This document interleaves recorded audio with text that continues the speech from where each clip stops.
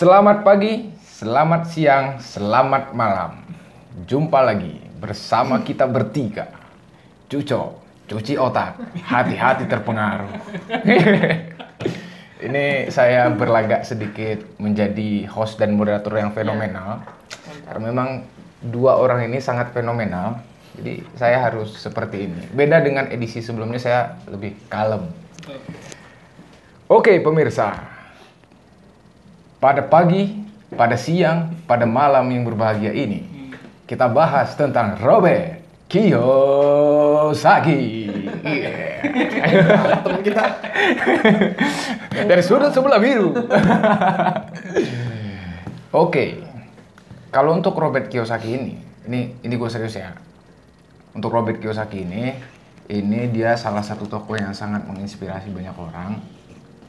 Dan juga biografi beliau itu juga sebagai investor, penulis, dan juga melalui bukunya Rich Dad dan Poor Dad itu dijelaskan bagaimana fenomena-fenomena terkini, bagaimana mindset anak-anak, mindset masyarakat pada umumnya. Mungkin secara khusus dan lebih detail akan disampaikan oleh dari sudut putih, Bang Aprilian Sena. ini efek-efek yang di kampus begini nih. Jadi kayak berantem dipukul kayak Oke, gue coba jelasin Kiyosaki nih ya. Iya. Boleh masuk nih, sudah boleh masuk ya? Boleh dong. Boleh. Tapi jangan tarung, jangan Oke, siap. tarung. Jadi kalau Kiyosaki itu kan Robert Kiyosaki, ini gue karyanya tuh banyak sebenarnya, karya banyak. Cuman yang baru gue baca 3. Ya kan, tapi yang fenomenal di Indonesia itu yang international bestseller itu ya tadi Ayah Kaya sama Ayah Miskin ya kan. Kalau yang buku kedua itu Kuadran Cash Flow, yang ketiga itu adalah IQ Keuangan. Nah itu 3 itu. Walaupun ada banyak karya-karya lainnya ya kan, bisnis, nanti Bang Adri juga nambahin. Jadi inti dari buku yang 3 itu, yang 3 dari itu intinya adalah kita itu apa ya, pendidikan lah. Dia mengkritik sistem pendidikan. Sistem pendidikan sekarang itu enggak bisa membuat kita kaya secara finansial, karena kekayaan secara finansial itu harus diterapkan kepada bukan hanya orang kaya, orang miskin pun harus juga. Karena inti dari ini salah satu ilmu yang nggak dipelajari di sekolah adalah yaitu ilmu manajemen keuangan. Ini ilmu yang digunakan dari kita lahir sampai mati, ya kan, sampai mati kita harus manajemen keuangan. Jadi manajemen keuangan itu intinya kita bukan mempermasalahkan berapa pendapatan kita, ya kan, nih Bang Andri sama Apis. Berarti walaupun kita hanya pendapatan gaji misalkan bulanan kecil di bawah UMR, tapi kalau kita memiliki manajemen keuangan yang baik, itu kita bisa hidup, ya kan. Ada beberapa yang digarisbawahi dari Robert Kiyosaki itu, bahwa dia sangat mengkritik yang namanya hutang. Pertama mengkritik hutang, ya kan. Kedua adalah membeli sesuatu barang yang kita tidak mampu. Banyak nih ya, misalkan kita mau beli iPhone, kurangnya uang berapa, akhirnya minjem. Atau nggak beli sesuatu kredit, ya kan. Tapi Kiyosaki bilang menggarisbawahi gini, kalau kita mau hutang, biasakan itu hutangnya untuk pribadi dan nominalnya kecil. Dan artinya nggak punya bunga yang nggak punya bunga. Betul, itu punya bunga. Memberatkan banget sih. Betul, sebenarnya. memberatkan banget ya. Kayak misalkan lu mau ngutang rokok, ngutang di warkop, kagak lah kalau utang rokok. Kalau gua nggak pernah ngutang rokok, minta rokok. Bener nggak Bang? Bener ya. Misalkan utang yang kecil seperti itu. Terus membeli barang sesuatu itu jangan dikedepankan utang, tapi kalau misalkan untuk kesehatan dan urgent itu boleh. Itu boleh. Tapi kalau untuk leha-leha yang lainnya itu dia tidak boleh. Kemudian dia juga inti dia tuh ada 4. Jadi sumber pendapatan kita tuh ada 4 Bang kalau kita lakuin. Yang pertama itu ada itu employment, karyawan lah kerja biasa. Yang kedua itu ada S itu small. Small itu artinya spesialis tuh kayak psikolog, dokter, pokoknya dari kemampuan kita bisa bisa ditonjolkan. Misalnya kayak dokter nih. Betul. Dia employ di salah satu rumah sakit. Betul. Tapi di sisi lain dia punya spesialisasi buka praktek di rumah. Kita bisa dari 2 itu. Terus yang ketiga itu adalah B, bisnis big. Misalkan kita jadi direktur atau enggak kita jadi pemilik perusahaan, ya kan, pemilik perusahaan. Terus yang terakhir adalah investasi I, ya kan. Jadi ada 4. Jadi tadi E, S, B, I, ada 4. Nah, Robert Kiyosaki itu menyarankan di antara 4 sumber itu minimal loh ini ya, minimal kita harus punya 2 pendapatan untuk menghadapi dunia seperti ini. Duanya itu terserah, mau E sama I, E sama B, E sama I gitu loh. Ya kan? Mau E sama B dan yang lainnya kan gitu. Ini kejauhan nih kan? Kejauhan. Kedengeran lah ya. Kedengaran. Nah, Robert Kiyosaki menyarankan misalkan kita E sama I, E sama B dan yang lainnya kan seperti itu. Tapi itu dibagi menjadi 2 atau yang disebut dengan kecerdasan uang. Nah, Robert Kiyosaki memberikan pilihan, lu mau hidup untuk uang atau uang datang untuk ke kita. Nah, kalau hidup untuk uang ya kita harus jadi employment atau enggak jadi yang spesialis tadi. Tapi kalau misalkan kita diem aja uang tuh dapat terus ya tadi, kalau enggak investasi ya BI atau enggak B. Iya. Tapi masalahnya adalah untuk di Indonesia dan yang lainnya, bahkan Robert Kiyosaki menyebut negara-negara Asia Tenggara itu bahwa pindah dari ke kiri ke kanan. Kiri itu kita taruh tadi employment sama spesialis itu. Dari kiri ke kanan, kanan itu ya tadi yang B sama I. Dari kiri ke kanan itu susah. Karena apa? Mengubah mindset mencari uang menjadi uang datang ke kita tuh susah. Nggak semua orang bisa. Oke. Nah, itu Robert Kiyosaki mengkritik di situ, nggak ya kan? Dan yang kemudian di sini juga dia menitik beratkan pada kita masalah uang itu adalah ya uang itu sendiri. Solusi uang itu adalah ya uang itu sendiri. Jadi uang itu bisa jadi solusi, bisa jadi masalah, ya kan? Nah, kemudian gue mau panjang lebar nggak apa-apa nih bang? Nggak apa-apa. Ya, gua lagi nyimak nih. Lagi nyimak. Jangan salahin gua kalau gua kasih banyak pertanyaan. Cocok. Nih masuk. Ya kan? Jadi masalahnya itu uang. Tetapi yang membuat kita kaya itu bukan uang, informasi. Okay. Informasi itu artinya gimana kita caranya memainkan uang. Misalkan kalau saham atau enggak pengaturan uang dan yang lain itu informasi. Ya jadi kalau kita di Robert Kiyosaki itu dia memikirkan bagaimana caranya, ini biar uang bekerja untuk kita nih. Kita mikir bagaimana caranya supaya uang ada di kita. Ketika uang udah ada di kita kaya, bagaimana caranya uang ini settle. Ada terus. Sustain gitu ya. Sustain, ada terus. Makanya pasti kita punya orang, Kak. Ada orang dia kaya banget. Atlet apa, tapi ketika dia udah nggak jadi atlet miskin turun lagi. Nah itu adalah masalah situ. Jadi gimana caranya kita dapat uang dan kita mempertahankan uang. Bedanya orang miskin sama orang kaya apa? Orang miskin nggak punya uang, orang kaya kebanyakan uang. Masalah uang apa? Orang miskin dia nggak tahu cari uang gimana. Orang kaya bagaimana mempertahankan uang itu terus ada. Minimal dia nggak miskin. Nah caranya adalah yaitu informasi. Tapi kalau dari buku 3 ini yang gue baca itu Robert Kiyosaki itu menitik beratkan pada kalau untuk mau gitu adalah bisnis properti atau nggak estate. Misalkan Bang Adrian atau nggak lo beli beli apartemen, dikontrakin itu jauh lebih menjanjikan dibandingkan main saham, main reksadana. Makanya kalau jadi ibu kos itu, jadi bapak kos itu lebih enak. Iya sebenarnya dapat duit. Nah sebenarnya itu yang bekerja buat duit itu gitu. Tinggal diusir. Iya. Gue nggak mau ngarah ke sana ya. Gue nggak mau ngarah ke sana. Nggak tahu nih yang nonton siapa ini kan. Tinggal di share ya udah. Tinggal diusir. Nah kan. Nah kemudian kenapa kita perlu kecerdasan keuangan? Tadi IQ keuangan ya. IQ keuangan itu dia menitik beratkan gini. Kalau kita kerja seharian, kerja terus kita punya batasan yaitu nyampe 55 sampai 60 tahun pensiun, ya kan? Ya kan pensiun. Kemudian fisik kita kan terbatas. Bisa jadi kita sakit atau enggak bisa jadi kita melemah kan. Nah otomatis kalau misalkan pekerjaan atau enggak cari uang yang enggak memandang fisik yang enggak ada batasnya, yaitu adalah tadi investasi dan bisnis tadi kita sebagai itu iya. Mungkin itu dari gue dulu pengantar lah. Nanti kan masukan dari Bang Adri atau enggak pertanyaan dari Hafiz atau gimana, ya kan? Saya silakan ke moderator. Tapi gue mau ngerespon dulu ya. Tapi Robert Kiyosaki itu cepet banget. Tapi Robert Kiyosaki itu pernah punya quotes kan. Jadi quotesnya itu money is just idea, bahwa uang itu hanya sekedar ide gitu. Tapi gue pernah baca di buku Yuval Noah Harari Homo Deus ya kira-kira senada juga dengan apa yang dikatakan oleh Robert Kiyosaki tersebut. Cuma uang kertas, cuma logam doang, tapi ada harganya. Siapa yang membuat harga itu? Ya konsensual kita bersama.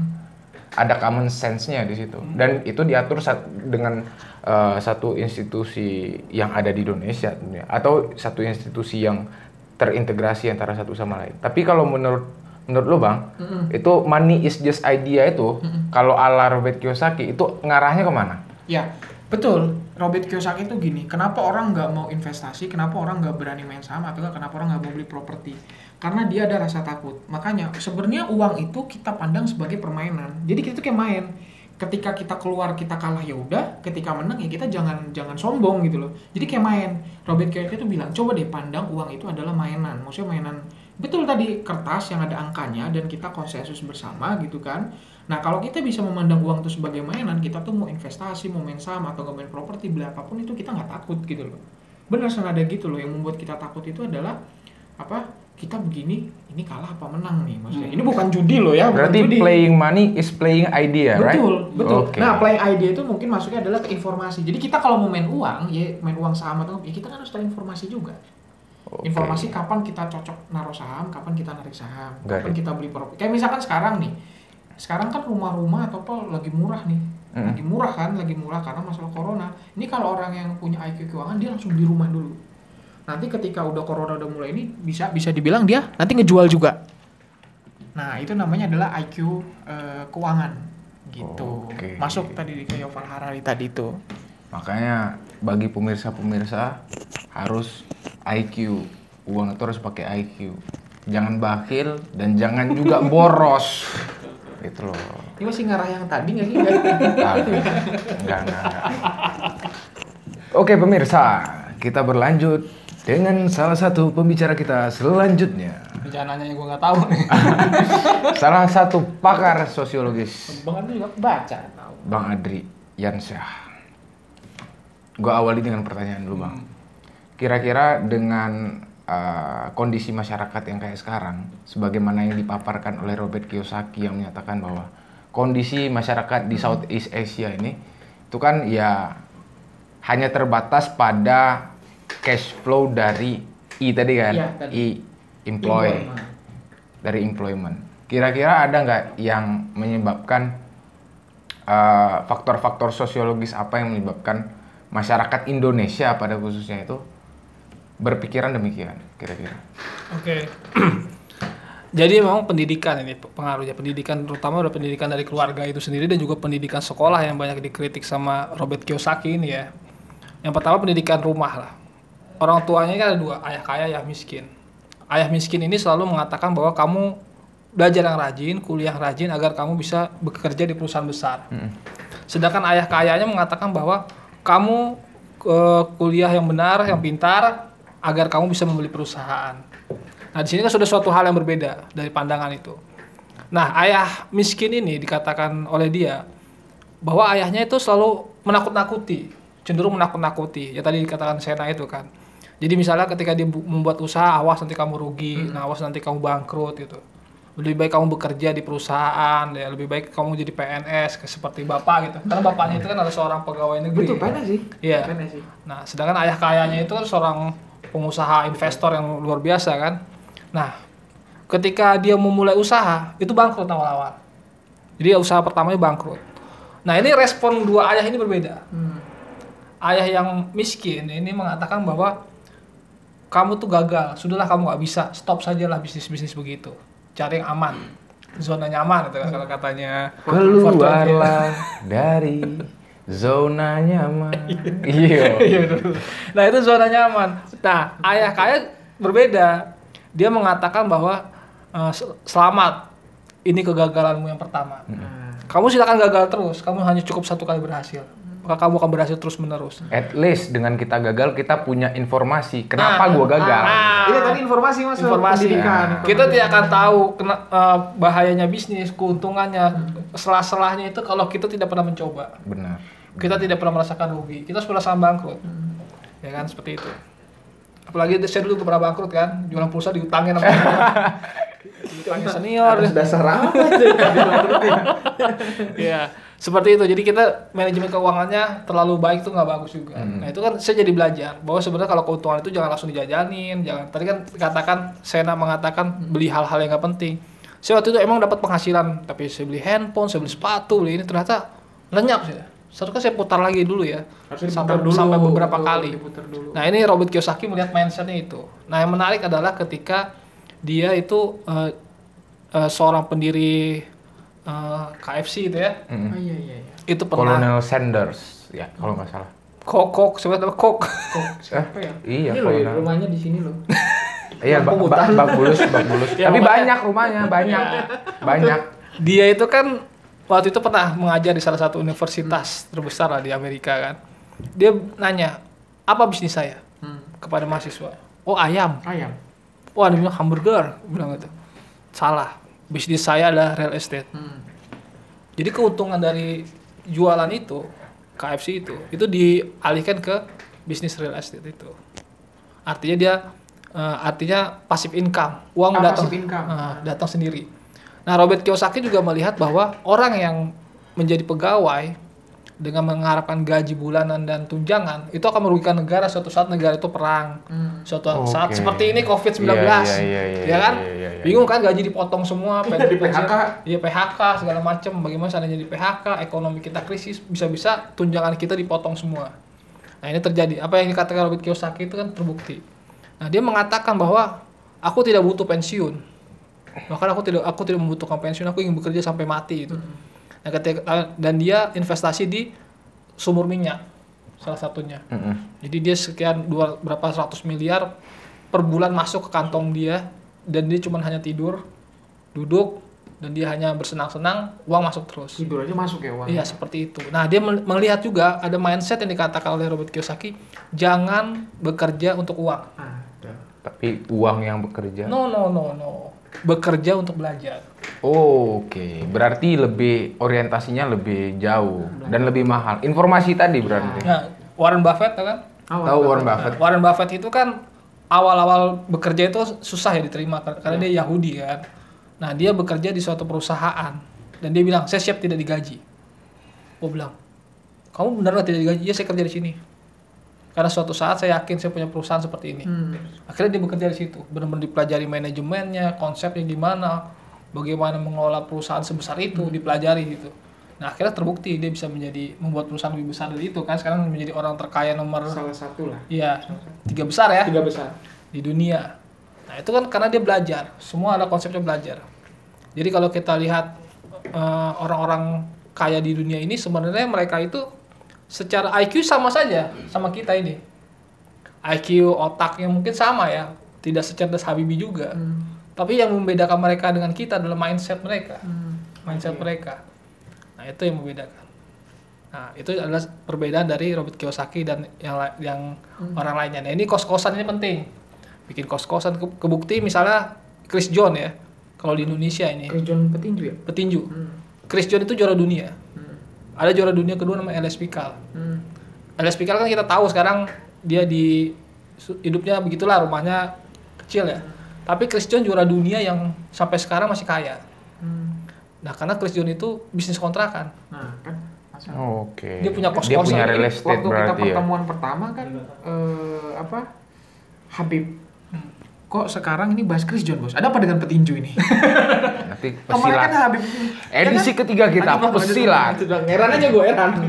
Jadi memang Chris John ini menarik. Bahkan ada yang bilang kan katanya Chris John ini kan atlet orang yang paling tidak dihargai di Indonesia ya. Betul sih. Karena kalau kita lihat yang mengalahkan atlet petinju Amerika itu adalah Chris John, dan petinju itu berhasil mengalahkan seorang petinju di Asia Pacquiao. Pacquiao itu kalah sama orang itu. Tapi orang yang ngalahin Pacquiao itu kalah sama Chris John. Tapi bagaimana Chris John itu tidak terlalu dihargai, bagaimana tinju itu kurang dihargai lah di Indonesia ini karena orang semua fokus ke sepak bola. Tapi Chris John ini luar biasa, walaupun dia sudah berhenti bertinju, tapi dia ekonominya sudah berjalan karena dia mindsetnya bagus. Iya. Berbeda dengan Mike Tyson yang waktu itu sempat utangnya besar-besaran. Ya namanya Chris John tapi nggak sampai Chris Mon. Ya itulah namanya kita harus mempunyai kecerdasan keuangan itu yang dikatakan Robert Kiyosaki itu. Lanjut. Gue dulu ya. Tapi gue mau nanya nih. Lo kan udah baca bukunya kan? Ya. Baca buku Robert Kiyosaki. Itu yang gue mau nanya sebenarnya. Tapi sudah tertembak oleh Ini Bang Adri ini Bang Adriansyah. Tapi gue awalnya mau nanyain ke lo dulu. Kira-kira dari lo baca literatur baca tulisan Robert Kiyosaki, yang paling berdampak bagi hidup lu apa kira-kira? Gua apa Bang Andri nih gua? Lu dulu. Setelah lu baca itu, dampaknya ke hidup lu kira-kira kayak gimana? Apakah lu makin bijak? Kak, gimana Kak? Keuangan makin serap, mantap. Mantap. Supporter gue satu-satunya tuh. Oh, Robert Kiyosaki ya. Nih, kalau misalkan berarti nih kehidupan gua dong ya. Ya dikit-dikit Kehidupan gua dikit-dikit. apa. Nanti kalau lu ketagihan makin gua congkel Pokoknya lagi. ya. Jadi kalau misalkan setelah membaca buku tuh memang berpengaruh besar. Apalagi yang berpengaruh besar kalau dari beberapa buku tuh ya yang Ayah Kaya sama yang Kuadran Cash Flow sebenarnya, yang rumus-rumus 2 itu kan. Sebenarnya kalau masalah ke pribadi sih lagi proses ke sana sebenarnya, lagi proses kemana ke sana gitu kan. Tapi at least lu udah punya gambaran lah ya. Udah punya gambaran. Bahkan sebenarnya gini, buku ini nih kan kalau gue kan ada salah satu penjual buku online lah kan gitu kan, kurang lebih kan. Masuk promo. Ada nggak? Guru desa ya? Guru desa. Guru-guru desa. Kayak gini nih. Nah, nih kalau ini guru desa. Ya kan? Nah, jadi buku ini nih kalau di Gramedia tuh gue sering lihat, cuman gue nggak tertarik nih, ini orang apa sih semi Jepang gitu kan. Tapi bentar, Bang ada biaya endorse nggak? Ada biaya endorse nggak? Gampang lah nanti lah. Semua masuk ya kan. Ya, lanjut. Sorry. Tapi sebenarnya sebelum gue baca buku ini pun gue udah menerapkan sebenarnya dalam kehidupan. Tapi ketika baca buku ini semacam kayak terkonfirmasi. Contohnya apa misalkan? Contohnya adalah gue menjauhi yang namanya hutang. Ya kan, menjauhi yang namanya hutang, hal apapun. Kecuali hutang budi. Ya beda lagi, hutang budi senior gitu, hutang jabatan Cok. Ya kan, jadi kayak misalkan terus lebih kepada skala prioritas, mana yang lebih dibutuhin ataupun lihat tuh HP gue juga kan gak ada yang HP canggih-canggih amat gitu kan, gak ada yang HP canggih gitu kan, ya motor gue juga biasa-biasa aja, kendaraan juga biasa aja gitu loh ya kan. Nah tapi kalau misalkan dari yang tadi itu, kalau dari 4 gitu, gue tuh ngebangun uangnya itu dari itu employ ke terus sama ke yang S itu semua spesialis itu, tapi bisa masuk ke small business juga ya. Kayak misalkan employ itu kan gue kerja, tapi kerja di tempat gue di guru desa itu ya, dari situ 2 itu. Terus yang kedua juga ya tadi lah gue ngutang ya kan. Ketiga mindset bahwa ya jauhin yang namanya apa ya, kayak kerja di kantoran gitu-gitu lo, jauhin ya kan. Wala taqrabu kantor. Ya makanya kan gue kalau kayak misalkan di IPF atau nggak berproses di PMI itu kan gue nyarinya ya reputasi, prestasi gitu kan. Kalau di guru desa itu ya mencari sesuap nasi kan gitu kan. Beda di situ gitu loh. Gue nyarinya di situ. Jadi kayak sesuap nasi demi kau dan si buah hati. Ya kan. Nah, berkas buat CPNS. udah lewat kacau nih. Udah lewat. Gue seumur-umur ijazah belum pernah loh. Ijazah gue ke PNS belum pernah. Baru yang ke Turki kemarin pun nggak pakai itu juga, nggak pakai ijazah juga gitu kan. Ya kan, emang mindsetnya adalah kalau gue mikir gini, kalau misalkan kita kan di mindsetnya adalah kita bisa kaya dengan kerja itu umurnya kisaran 45 gitu kan, nikmatin gitu kan. Tapi kalau gue mikir kalau bisa di usia muda, kenapa enggak gitu loh kan. Karena pendidikan kan, tadi larinya adalah ke pendidikan ya kan, larinya ke pendidikan. Nah kemudian tadi benar kata Bang Adri, itu pendidikan itu sangat penting ya kan. Karena kalau misalkan pekerja itu, kalau Robert Kiyosaki ada bilang kayak balapan tikus. Balapan tikus tuh kayak misalkan lo kerja nih, nah, uang lo itu pasti habis untuk membayar kredit lo, tagihan lo, dan yang lainnya. Yang membuat lo kerja terus karena lo banyaknya hutang itu. Terus. Nah itu kalau di istilah Robert Kiyosaki adalah namanya balapan tikus. Nggak selesai itu. Bahkan ketika lo setelah selesai pun 55 tahun misalkan, itu kan masa pensiun. Ya lo kan dapat uang pensiun. Dapat uang pensiun pun lo nggak akan bisa nutupin juga. Sementara anak lo butuh uang dan yang lainnya gitu loh. Jadi cara menyelesaikan keuangan adalah menggunakan kecerdasan keuangan. Cara melatih kecerdasan adalah biasakan menyelesaikan masalah uang, ya kan, masalah uang. Gue juga sempat main saham gitu kan, main saham pernah gitu ya. Nggak sebanyak anggota IPF kayak si Nopal kan itu bang main saham hilang berjuta juta. Kalau gue baru dia ratusan cut ribu. loss sampai Iya, beratusan ribu nyampe dia kan itu juga gitu. Tapi bagus, dicoba terus aja. Gue juga main saham hilang 500, hilang 600.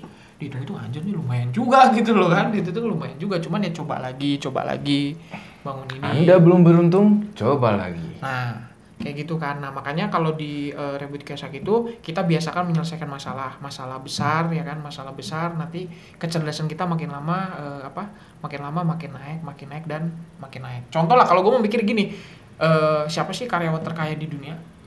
Karyawan terkaya di dunia kan nggak ada, Bos. Rata-rata kan pengusaha semua, ya kan? Bener nggak? Nabi Muhammad juga pedagang kan? Bener sih. Sebenarnya pedagang juga.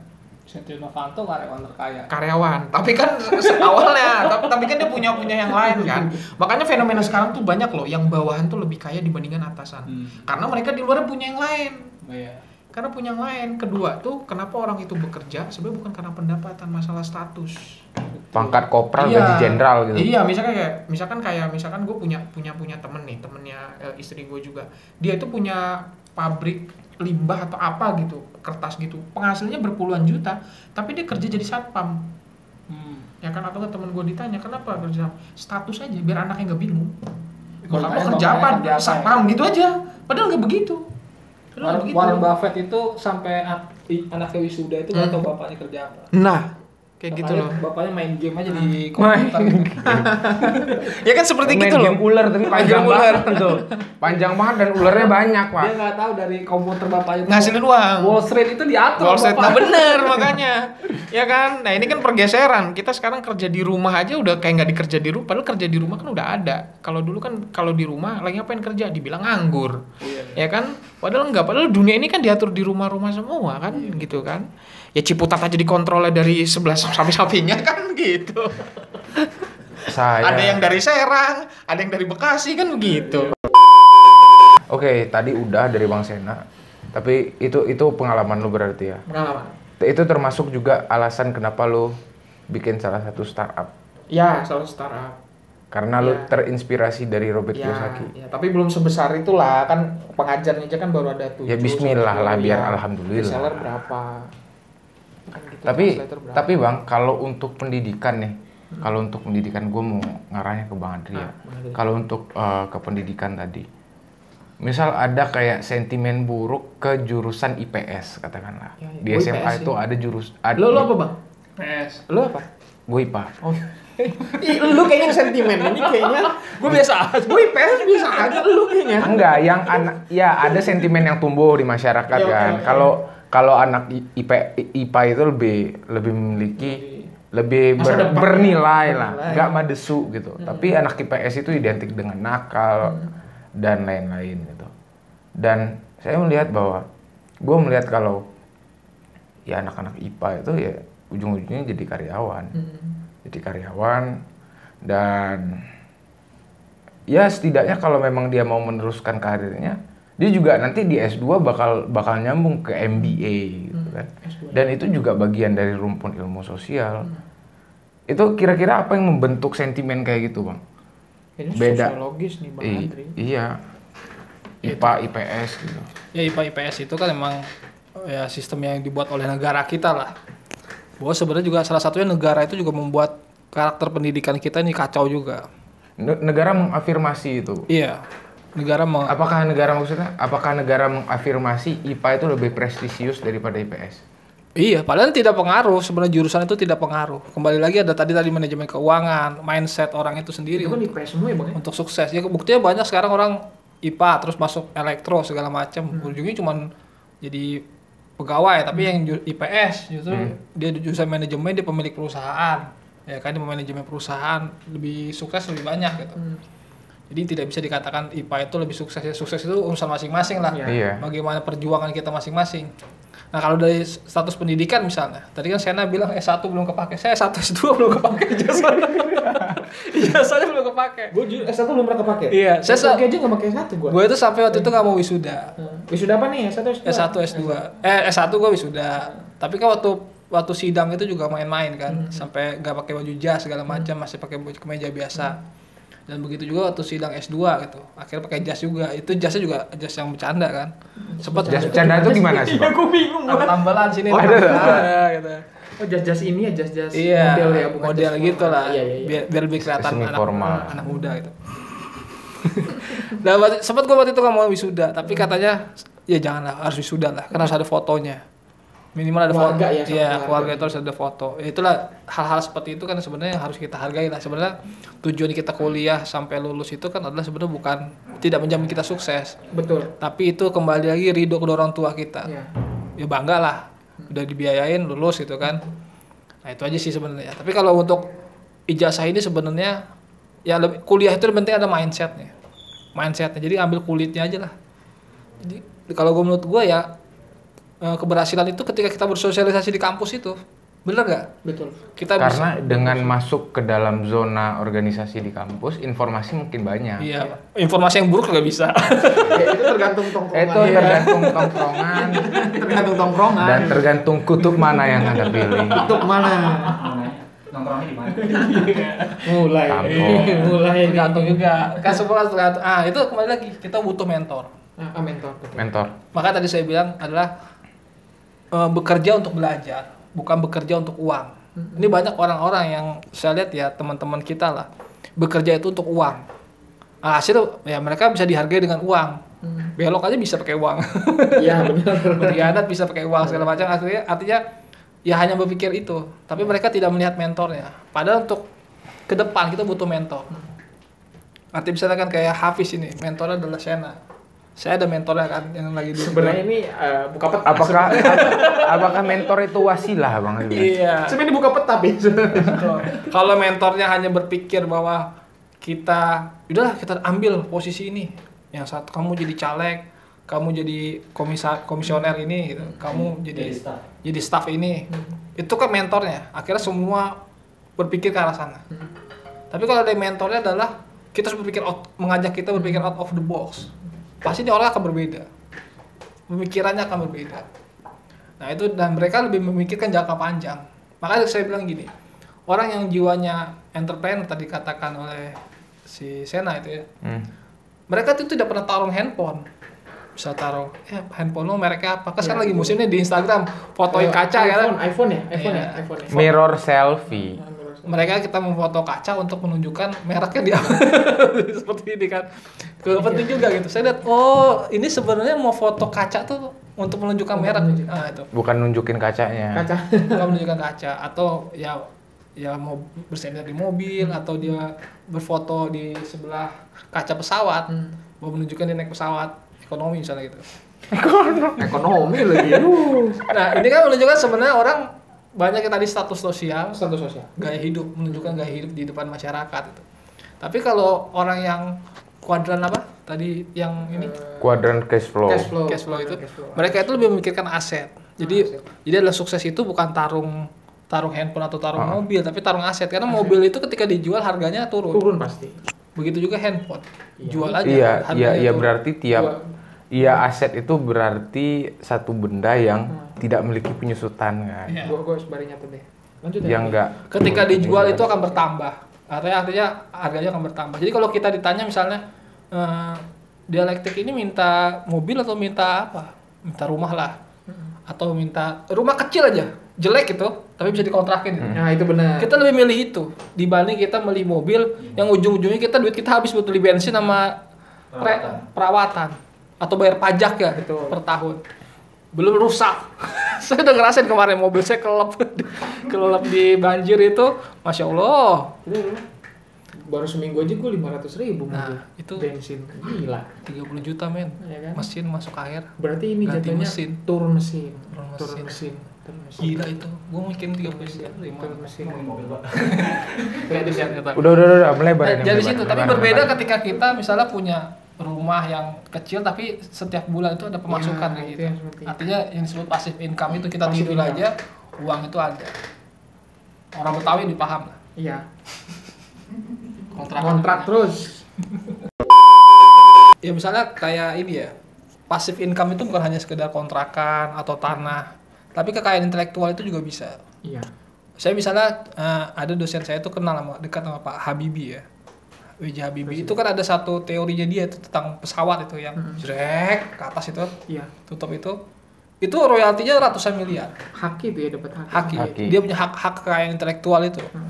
Atau misalnya buku ya kan, banyak buku-buku yang sebenarnya orang yang udah meninggal tapi bukunya masih laku tapi dia juga dapat hak kekayaan Musik ya, intelektual. musik juga, lagu. iTunes misalnya sekarang yang tertinggi itu kan masih Sheila on 7 kan. Sheila on 7 itu kan kontrak lagunya itu seumur hidup oleh Sony Music ya. Berarti itu uang jariah. Betul. Nah, ini masalahnya di Indonesia nih, masalah di Indonesia tentang masalah hak kekayaan intelektual ini belum terlalu diangkat. Kalau di Amerika itu sudah selesai. Lo kalau jadi musisi terkenal udah pasti kaya raya. Sekali konser itu udah lo bisa beli rumah-rumah. Kalau lihat rapper-rapper itu kalau pamer rumah kan luar biasa. Karena mereka ketika lagu mereka diputar di mall, mall bayar royalti. Orang karaoke lagu dia itu dapat royalti. Lalu misalnya ya pokoknya segala macam lah, misalnya muter di kereta, di pesawat, lagu-lagu dia itu ditayangin di situ. Itu udah dapat royalti. Bahkan ketika nikah, acara nikahan itu ada nyanyi lagu dia, itu harus bayar. Bahkan orang-orang yang cover lagu-lagu dia tuh di sini mau bebas ya. Kalau di sini semuanya tidak ada, makasih dibajakan itu sangat luar biasa. Sebenarnya kalau hak kekayaan intelektual itu benar-benar dikuatkan di Indonesia ini, kita akan banyak muncul orang-orang kaya baru. Nah sekarang kalau kita lihat sekarang YouTuber misalnya udah bisa beli tanah. Ya. Kemarin kan ada bapak-bapak jadi main YouTube, ya kan YouTube gak jelas gitu. Dia bisa beli rumah. Rumahnya ya emang gak gede-gede amat. Ya, tapi kan ada hasil. Tapi di kampung. Di kampung gitu. Kalau gue perkara yang penting ada hasil kan Iya, gitu. Iya. Artinya di sini sebenarnya banyak hal-hal kalau era milenial ini tidak ada jalan lurus. Betul. Tidak ada jalan lurus di era milenial. Contohnya gini. Kalau dulu era-era generasi-generasi tahun tahun 40-an itu ke sini kan adalah Kolonial lah. ya, sekolah yang tinggi maka kamu akan menjadi orang sukses. Betul. Itu mindset orang zaman dulu. Nah kemudian ketika semakin kesini itu tidak berlaku lagi. Bahwa banyak orang-orang yang cuma lulusan SD jadi orang kaya, cuma SMP jadi lebih sukses gitu seperti itu. Jadi tidak ada jalan lurus di era generasi milenial ini. Bahkan restoran, contohnya dari restoran. Restoran itu harus pelayanannya bagus, mejanya harus bersih, ya kan? Harus pajunya harus rapi. Dan ternyata itu nggak laku. Justru yang lebih laku adalah yang begajulan, yang rokok, puntung rokok di mana-mana, yang itunya apa namanya, mejanya berantakan terus, berisik, teriak-teriak, terus ditambah lantainya berminyak. Justru itu lebih banyak diminati. Iya. Banyak hal-hal sebenarnya di era sekarang ini yang rusak lah. Jadi kita bukan melihat segala sesuatu itu boleh kita usaha yang sama, tapi harus mempunyai karakter yang berbeda. Itu mungkin disruption itu di situ Bang ya? Iya, Disruption. Masuk ke situ. Di situ. Nah, itu mungkin Pak Sena bisa tambahin. Nah, kalau untuk Bang Sena, karena beliau juga pakar internasional dan Direktur Eksekutif International Politics Analisis Forum. lah. Kita masih nganalisis. So, gue mau nanya. Ini kan tadi kita sudah nyinggung ya tentang perilaku konsumerisme. Tentang gimana cara beli baju yang hype, ya kan? Beli mobil tapi makannya susah. Gitu kan? Ngutang dan lain-lain kayak gitu. Kira-kira kalau untuk perilaku konsumerisme ini, apakah ada satu set agenda global dari korporasi-korporasi raksasa tertentu? Apa gimana kira-kira? Oh jelas, karena kan gini ya, kalau menurut gue gini, dampak positif dari kapitalisme adalah melahirkan negara-negara makmur. Benar ya kan, karena kalau kapitalisme dia orang kaya mau menjual produk orang miskin kan nggak mungkin. Ya kan, jadi kalau dia mau, misalkan ada satu perusahaan yang di pinggirannya tempat miskin, dia mau jual sepatunya harganya 200 juta misalkan, rakyat yang nggak mampu beli kan nggak mungkin ada yang beli kan, berarti kan harus makmurin sekitarnya gitu kan. Suka nggak suka kapitalisme itu yang membuat kelompok kaya lainnya kan gitu kan, supaya mampu di situ gitu. Kalau menurut agenda global kayaknya agenda global dalam menawarkan produk-produk ya agenda. Tapi mungkin nggak global ya, tapi misal korporasi tertentu dia punya strategi tertentu kan untuk menciptakan satu kondisi masyarakat, kondisi grassroots yang konsumerisme dan tergila-gila, obsesif dengan satu barang. Kalau misalkan di situ ada Ada ya. Jadi maksudnya kayak agenda global ada. Karena kan kayak misalkan merek Gucci, merek Adidas atau nggak apa itu kan pasti kan dia pintar nge-branding kan supaya orang beli. Tapi kalau misalkan membentuk konsumerisme itu atau hedonisme itu kan kembali ke negaranya. Misal kita lihat kita misalkan lihat negara Jepang atau negara Finlandia. Negara Finlandia itu kan salah satu negara yang tingkat kesenangannya tinggi, tingkat makmurnya tinggi, pendidikannya tinggi. Mindset mereka itu adalah mindsetnya adalah lu itu akan dikatakan keren apabila bermanfaat bagi orang. Oh, berarti standar keren di mana? Standar kerennya, Oke. indikatornya di situ. Contoh nih misalkan, kita tuh standar keren adalah lu punya mobil, punya rumah dan yang lainnya terus lu pamer dan lu nganggap itu keren. Tapi kalau di Finlandia, makanya pernah dikritik, kalau Finlandia itu memiliki pendidikan yang bagus, kenapa nggak ada tokoh-tokoh atau yang peraih Nobel dari Finlandia, tapi justru dari Yahudi. Nah, konsepnya adalah ternyata Finlandia itu orang tuanya mengajarkan pendidikan, lu nggak perlu ranking 1, lu nggak perlu jadi show off, lu nggak perlu jadi yang penting lu ngebantu orang dah. Ya, Begitu. berarti standar untuk dibilang keren itu everything is constructed. Iya. Everything is constructed. Betul, kalau gue belum pernah ke negara Finlandia misalkan. Tapi lu kalau ke Finlandia, gue sharing sama temen-temen gue, lu ke Finlandia dan lu bilang, gue di Indonesia punya rumah begini. Paling dia hanya bingung aja, ya terus kenapa? Iya, terus kenapa? Ya kalau misalkan gue punya satu rumah, ya gue punya rumah. Jadi lebih kepada esensi rumahnya, terlepas rumah lo gubuk, rumah lo biasa aja, ya gue punya rumah, mobil pun sama kan, begitu kan. Iya. Nah itu Finlandia, misalkan kayak di Jepang. Ya kan kayak misalkan di Jepang, siapa yang menanamkan mindset kalau punya mobil, punya motor ke kampus itu keren?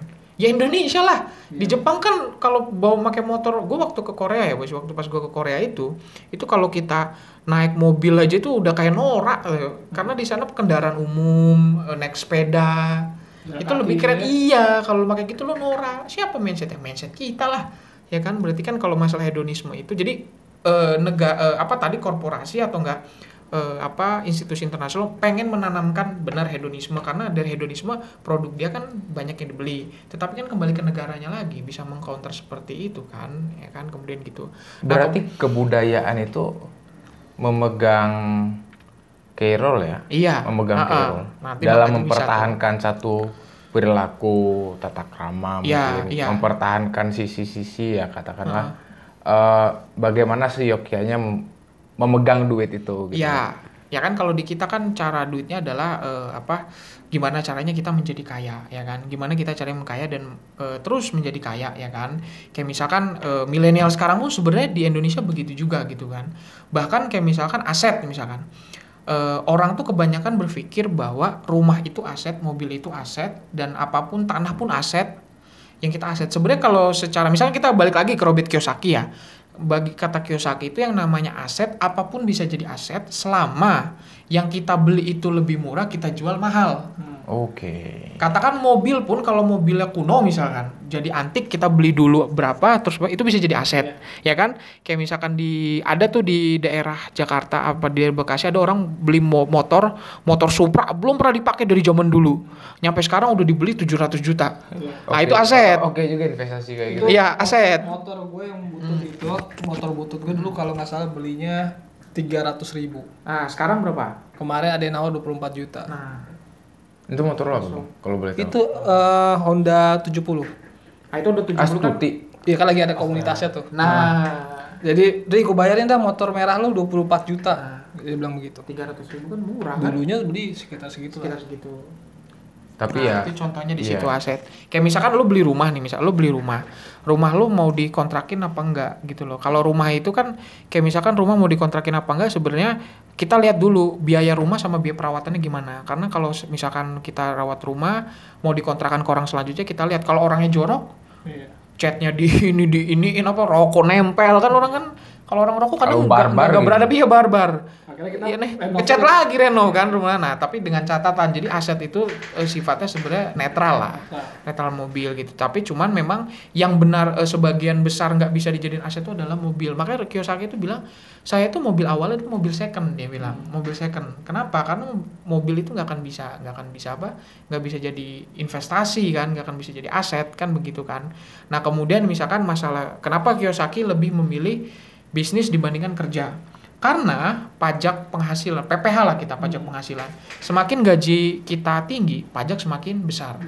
Tapi kalau kita main saham, main reksadana, itu dapat potongan pajaknya kecil, 5%. Ya kan? Sementara PPH itu adalah besar banget, nanti sebagian untuk pensiun atau enggak yang lainnya gitu. Makanya jadi gini, Robert Kiyosaki itu bilang predator uang di dunia itu apa? Pajak, bank. Bank itu jahat karena kita naruh uang tapi kita gak ada potongan kan, diambil pajak. Nah itu predator tuh uang, katanya uang. Jadi yang membuat tangan kita masuk ke kantong kita dan ngasih uang itu adalah ya bank itu. Kiyosaki bilang sebenarnya penjahat sebenarnya itu adalah bukan bandit, bukan teroris, tetapi adalah tapi adalah bank. Bahkan Kiyosaki lagi bilang gini, bentuk predator lainnya selain pajak adalah ada pacar. Itu salah satu predator. Dia masuk di situ. Salah satu predator, ngomong predator. Kenapa? Kata dia ngomong gini, suka nggak suka, kata kalian ketika suka sama orang pasti yang diincar uang. Misalkan lu dideketin ini misalkan, mapan apa enggak. Jadi kayak ada transaksional. Jadi kalau berbicara cinta itu udah larinya ke kurva permintaan dan penawaran, kan begitu. Waduh. Ya kan? Bahkan Robert Kiyosaki gini, Bang. Kalau lu gini. Robert Kiyosaki itu bilang gini, kalau ciri-ciri IQ keuangan lo naik adalah ketika lo mau nikah, lo harus buat perjanjian harta masing-masing. Jadi nanti setelah cerai nggak ada harta bersama. Nah, Robert Kiyosaki bilang gitu. Makanya kenapa orang-orang Amerika dan Eropa, dia orang kaya, mau nikah sama orang miskin, ya kan? Perempuan miskin, laki-lakinya kaya miskin.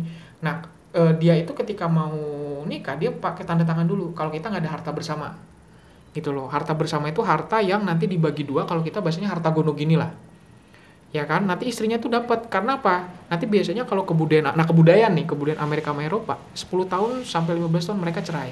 Ceweknya enak dong, yang miskin dapat uang. Nah, makanya ada di situ. Nah, begitupun pacar gitu loh. Kenapa? Kalau pacar itu adalah kalau misalkan kita pacar diporotin, nah itu predator nyata kata Kiyosaki itu. Ya kan? Ketika itu pacaran gitu, masih gitu. Nah, si Kiyosaki ngomong gini, kalau saya bukan predator, kata istri saya bukan predator, kata Kiyosaki. Kenapa? Saya kaya, istri saya kaya, kita nikah. Nah, gitu. Tapi ketika bisnisnya hancur, ya buktinya istri saya tetap sama saya 30 tahun, berarti saya bukan predator, kata dia gitu. Tapi kalau ketika lo miskin terus ditinggalin, harta gono gini dapat fix, istri lo atau pacar lo ya predator. Gitu. Jadi predator di situ. Terus predator selanjutnya adalah kalau kata Kiyosaki itu ya lo kalau punya adik punya kakak. Gitu loh. Misalkan adik lebih mapan, kakaknya blangsak misalkan, minta uang terus. Nah, itu predator juga. Gitu. Bahkan temen pun termasuk predator juga.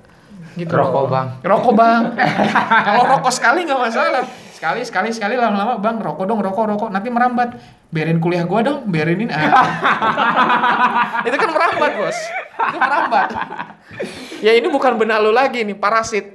Kalau benalu kan hinggap nggak merugikan, parasit menghigap merugikan gitu loh. Sebenarnya lebih parah predator nikah sampai mati. Nah itu makanya gue bilang predator. Ya masih sama-sama itu. Betul ya kan. Nah tadi yang ke pajak. Tapi ya parasit lah. Parasit lebih suka.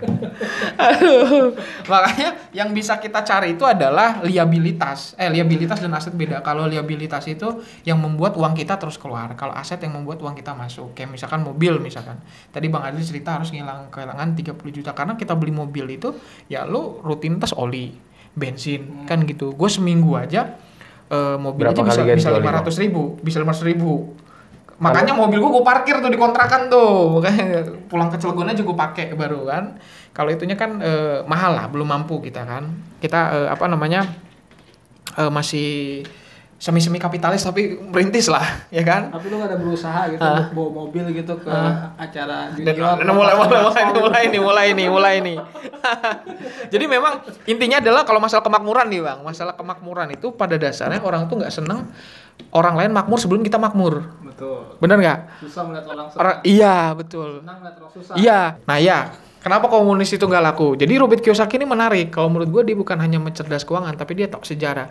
Komunis itu nggak laku begini.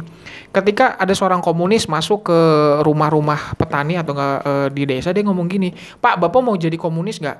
Nanya petani, misalkan petani nanya, komunis itu apa? Jadi gini Pak, kalau Bapak ikut komunis, Bapak bakal dapat 1 susu dari sapi, ya kan? Karena bersama-sama. kata si petani ini, oke saya ikut gabung kayak gitu. Terus apalagi yang saya dapat? Kalau kalau ada domba, ya kan, domba punya orang lain, bapak dapat woolnya juga, bulunya. Oh saya ikut, oke saya bakal ikut, saya setuju. Tapi kalau ada yang punya ayam, telurnya bagi-bagi. Nah si petani, hah? Telurnya bagi-bagi? Saya nggak mau ikut lah, katanya ngomong. Ditanya, kenapa Bang nggak mau gini? Karena saya nggak punya kambing, saya nggak punya sapi, saya punyanya ayam, katanya ngomong. Paham nggak? Berarti dia oke lah, bahasanya gini, lo punya sapi, gue dapet, ya gue mau dong. Alhamdulillah. Lo punya domba Bang, bulunya gue dapet. Tapi ketika gue yang punya ayam, telurnya gue ambil. Oh enggak gue, itu kemakmuran tuh nggak mau menggagai kemakmuran, itu kenapa komunis nggak laku, ya kan? Bahkan Robert Kiyosaki bilang kelompok sosialis itu adalah kelompok miskin yang terdidik. Nah dia tuh ngomong gitu, ya kan? Jadi kenapa sosialis dan komunis ini nggak kaya-kaya sekapitalis? Kayak gitu, makanya dia mengajarkan kita bahwa banyak sosialis juga di pegawai juga. nah makanya kan itu orang miskin yang berpendidik kan, gue bilang orang miskin yang berpendidik, ya kan? Nah gitu, makanya kapitalis. iya. Jadi kapitalis Bener gitu sih, loh. Bener nggak? Sosialis itu kan isinya pinter sama rata sama rasa sama. Yang itu kan naik aja dia. Di atas aja. Gitu, itu fenomena global. Tadi kalau misalkan lowongan kerja yang cocok untuk milenial adalah pokoknya benar kata Bang Adri tuh, kalau masalah zaman dulu kan kalau untuk lulus jadi PNS, dulu kan Bang ya, zaman 70-an mungkin. Kalau sekarang udah nggak bisa kan. Sekarang itu bahkan sekarang itu udah ya tadilah yang ada 4 jalur itu, kita harus 4-4-nya. Minimal 2, kalau bisa 4-4-nya. Ada E, I, S gitu kan. Kita nggak bisa E doang. Ya kan, nggak bisa E doang karena kalau kita nggak bisa bertahan ya kita mati, Bos. Hilang kan gitu kan. Gitu sih kalau gua. Bang Adri tuh, lanjut. Masuk Bang. Mungkin gini Masuk, ya, Bang. tuh kalau kita bicara berbakti pada negara, PNS itu kan selalu dikatakan, oh kita mengabdi pada negara gitu kan. Kalau kita ingin berbakti pada negara, kenapa tidak besar sekalian? Kita menjadi investor untuk negara ini gitu. Biasanya investor tuh. Kita bisa investasi untuk negara ini, atau kita artinya membantu program-program pemerintah, misalnya dalam pengadaan rumah rakyat, bagi untung lah antar pemerintah dengan kita gitu. Enggak dikorupsi bansos. Daripada kita mainin bansos gitu. Aktivis main bansos kan. Gue potong. Ya seperti itu. Jadi memang banyak jalan lah sebenarnya. Jadi kedepannya ini zaman akan berubah, tapi pemikiran kita masih lama. Itu yang masih berbahaya di sini.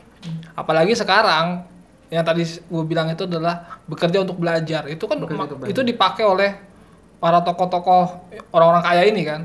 Tapi justru ketika kita bekerja untuk uang, ya itu masalah sekarang. Tiap disuruh apa-apa, Daftar uang. ada duitnya nggak Bang? Iya. Iya. Tolong dong Buang. desainin ini saya Bang ya. Ada duitnya nggak? Ada berapa duit ya? Nah, seperti itu. Belokin suara dong. Aduh. Iya. Kok belokin suara? Pusing bagus. Nah itu segala sesuatu itu. Lo mau nyalon? Ada duitnya nggak? Iya. Habis mau enggak lah. Enggak gitu. Habis mau enggak. Ada masa nggak kayak gitu? Nah, itu kayak hal-hal seperti itu kan. Jadi artinya tidak ada niatan untuk orang, oh kita bekerja, kita kerja sama orang, tapi bukan untuk terus-terusan. Tapi kita belajari Ilmunya ya. Dia jadi mentor, bos kita adalah mentor kita, ya kan? Nah ketika suatu saat kita akan seperti dia atau melampaui dia, itu target seorang yang mindsetnya tadi itu orang kaya itu. Sedangkan orang miskin adalah ya kita bekerja sama orang, menjilat-jilat dikit lah. Udah akhirnya dipuji-puji, disanjung-sanjung, akhirnya terus menjadi followersnya dia. Nah itu masalahnya di situ. Iya, jadi followers masalah. Berarti kayak gini ya, beda antara followers followers tadi sama orang yang dimentorin berarti ya. Jadi gini, Jack Ma itu kan pernah bilang, ada masanya kita tuh ikut orang. Ikut orang, oke. Iya kan? Ada masanya kita tuh bekerja aja ketika umur 20 sampai 30 kan. Nah, ketika 30 kita berhenti ikut orang. Kita bekerja sendiri. Ketika kita bergerak sendiri, kita harus merasakan gagal gitu. Sampai fasenya umur 40 kita sudah bisa menentukan, udahlah ini passion gue bergerak di sini. Gitu. Nah, ketika kita sudah memutuskan ke situ, kita akan sukses, dan ketika umur 60 kita mementori orang. Benar. Itu kan ada fase-fasenya itu. Jadi ada fasenya kita harus ikut orang, ada fasenya kita berhenti ikut orang, lalu kita bergerak sendiri merasakan kegagalan sebanyak-banyaknya. Lalu kita umur 40 kita harus menentukan, udahlah saya di sini. Udah menentukan lah. Dia menentukan Alibaba kan 40-an. Ya. Ya walaupun dia mendirikan dari umur 35 gitu kan. 35 40 Pak. Nah itu awal-awalnya kan dia Yellow Pages ya, China Ya, Yellow Pages itu betul. gagal kan. Tapi dia menikmati kegagalan itu sebagai pelajaran. Nah ini kebanyakan orang takut gagal. Jadi umur 20 itu otaknya sudah kayak umur 60, udah pengen mentorin orang. Ya kan, umur belum 30 udah pengen mentorin orang. Nah itu Yang masalah. mentorinya lebih tua. Nah itu kan masalah itu. Oh mentor lo adalah gua gitu kan. Dia aja belum selesai gitu pengen mentorin orang. Seharusnya dia ada fase dia harus ikut orang. Dia dimentori dulu, terus dia membuktikan dengan sendirinya, merasakan kegagalan-kegagalan, entarlah baru dia cerita. Ketika dia di umur 40 menentukan 50 lah. 50 itu sudah bisa jadi mentor lah. 40 menentukan. Ini kalau sekarang masih mencari, kita belajar aja dulu. Nggak usah sosokan senior lah. Nggak usah. Iya, nggak usah sosok senior. Betul. Ya pingin berkuasa gitu kan di. Lagi sampai 10 tahun tadi. Ya berkuasa ya 10 tahun daripada. 1 dekade. Iya. Gue sih 10 tahun ogah. Daripada dia 10 tahun mementori orang gitu kan. Lebih baik dia belajar dulu gitu kan. Dia sukses dulu, baru dia bisa mementori orang. Ntar lah umur 50 lah, bijak-bijak ntar 50. Kalau sekarang kita sama-sama belajar aja. Iya, sama-sama belajar. Sama Learning apa. by doing gitu ya. Betul. Saya bisa belajar sama Sena, saya belajar sama Hafid itu. Nggak usah sosok mentor-mentorin lah. Gue yang belajar sama lu. Oh iya. Kita juga belajar sama Hari kan. Kita belajar sama Hari Bagaimana mengatur konflik yang benar. Membuat peta konflik menjadi buta. menyatukan Dan kita juga belajar dari komen-komen pemirsa juga tentunya. Dari komen-komen yang berkualitas. Nanti akan kita menjadikan referensi agar Cucok lebih dapat mencuci otak Anda. Gitu. Silakan, Bang. Contohnya misalnya gini ya. Deddy Corbuzier ya misalnya. Ketika dia belajar YouTube itu belajar sama yang di bawah umur dia. Ya kan dia belajar sama Agung Hapsah, Atta Halilintar, terus siapa Reza Arab itu. Dia belajar dengan orang-orang umurnya di bawah dia. Diajarin. Walaupun dia saat itu sudah sukses dengan TV kan. Magician lah ya. Dengan TV ya magician ya, tapi dengan TV, Iya, TV hitam ya. putih Hitam itu putih, sudah hitam sukses putih, ya. hitam putih. Kan jarang sekarang orang yang sudah lebih senior itu mau diajari Belajar. junior. Itu jarang itu seperti itu. Nah, dia menunjukkan bahwa dia bisa eksis sampai sekarang ini karena dia pengen tahu nih. Ini mereka ini sukses di masa mudanya, saya mau tahu nih gimana caranya. Dan dia cepat adapt dari perubahan. Iya.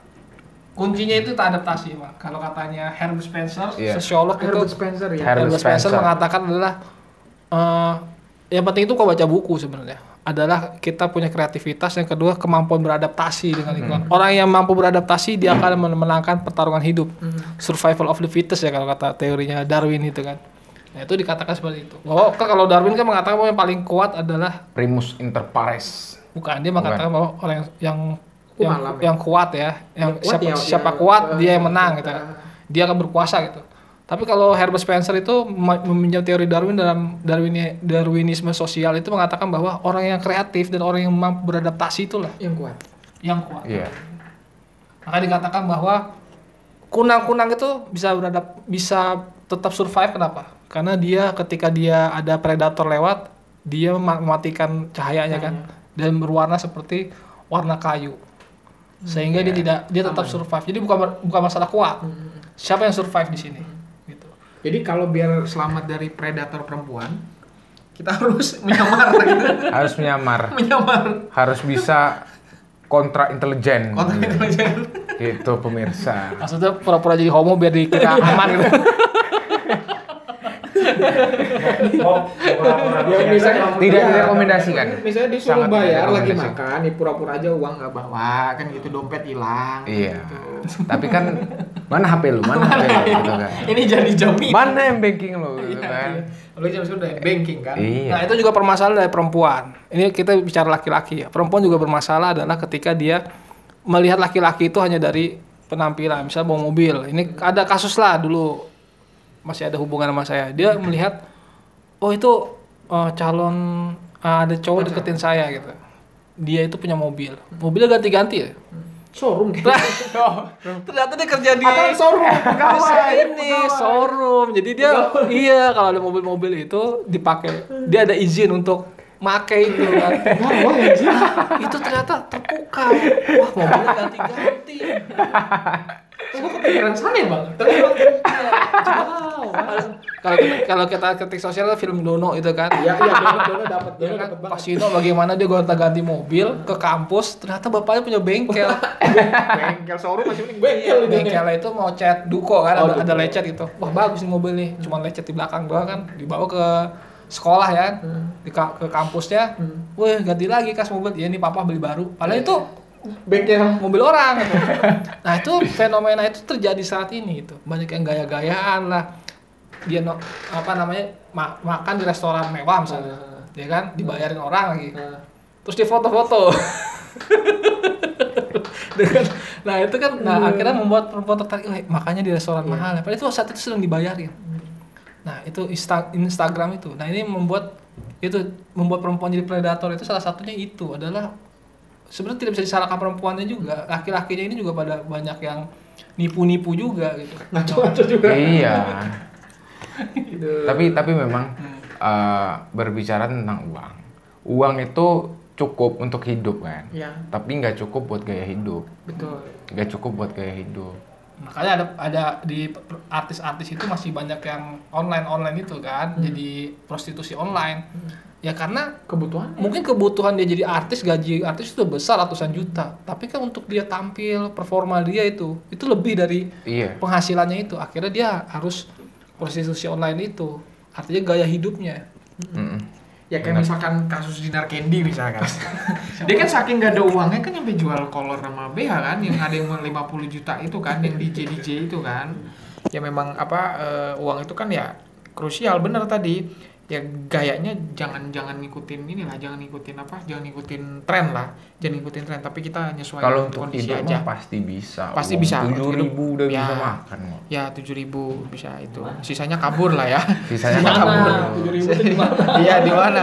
Kayaknya di Atau Wakanda kayaknya. Di rumah Iya. senior maksudnya. Di rumah senior tuh 7.000 bensin ya, Fis ya. 7.000 bensin. Ya kan? Iya, jadi memang kalau uang nih kan di satu sisi bisa menjadi ribut ya kan, karena kan dalam hal apapun kan uang nggak bisa dipisahkan kan, pegang uang pun nggak haram juga kan gitu kan, nggak masalah. Cuman benar tadi sebenarnya kita tuh harusnya belajar kayak misalkan Kiyosaki dia tuh sebenarnya Kiyosaki itu orang yang cerdas karena setelah dia tuh kan pernah jadi militer kan, dia pernah kerja di perusahaan minyak, dia juga pernah jadi pilot dan yang lainnya gitu loh. Bahkan setelah dia tuh kalau nggak salah terlibat dalam perang Vietnam. Nah, siapa yang mau ikut? Robert Kiyosaki itu teman-temannya itu pada cari alasan semua. Pura-pura sakit kena penyakit yang nggak bisa ikut perang, terus dia ngambil pendidikan lagi. Robert Kiyosaki yang mau saya mau ikut perang bilang gitu. Ibaratkan kita kayak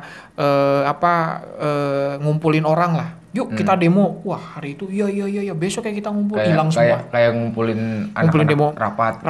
Hari ini iya besok hilang. Nongkrong yuk, ngopi yuk, ini tenang ada makanan, datang semua ya kan. Yeah. Konsolidasi ekonomi kan. Ekonomi. Nah kalau Kiyosaki itu ternyata gini, ketika ini cerita pengalaman pribadi dia misalkan, ketika udah dari Vietnam, dia tuh kan ditawarin dari minyak, pilot dan apa, dengan gajinya segitu tergiur gitu loh. Nah ketika awal merintis dia jadi bisnis, dia Kiyosaki itu ternyata bisnisnya dulu pernah dompet kulit bisnis pertama dia. Pada waktu yang sama dengan usia yang sama teman-temannya itu pada kerja di kantor semua. Kerjanya ada yang pilot apa gitu. Ketika reunian memang Kiyosaki agak minder. Ya sempat dicengin, lo kenapa nggak ikut kerja begini gitu kan. Tapi ngelihat di lastnya, endingnya itu temennya tetap kerja, tapi si Kiyosaki udah ngatang-ngatang aja, udah punya mobil ini, udah punya ini gitu loh. Kiyosaki itu mikirin adalah kalau lo kerja, pajak lo ya buat negara. Tapi kalau lo bisnis dan yang lain, pajaknya tetap buat negara tapi kecil. Ibarat kata kalau kerja 50% pajak, gua hanya 10% dan 5%. Ngapain lo kerja capek-capek tapi buat negara juga gitu loh. Bahkan negara itu nanti uangnya itu kan untuk pemerintah. Pemerintah kalau di kita misalkan ya kasus lobster, kasus bansos kan gitu kan, bansos yang lain, karena pemerintah di negara lain itu nggak memikirkan gimana cara ngumpulin uang, mikirnya gimana cara menghabiskan uang negara, ya kan.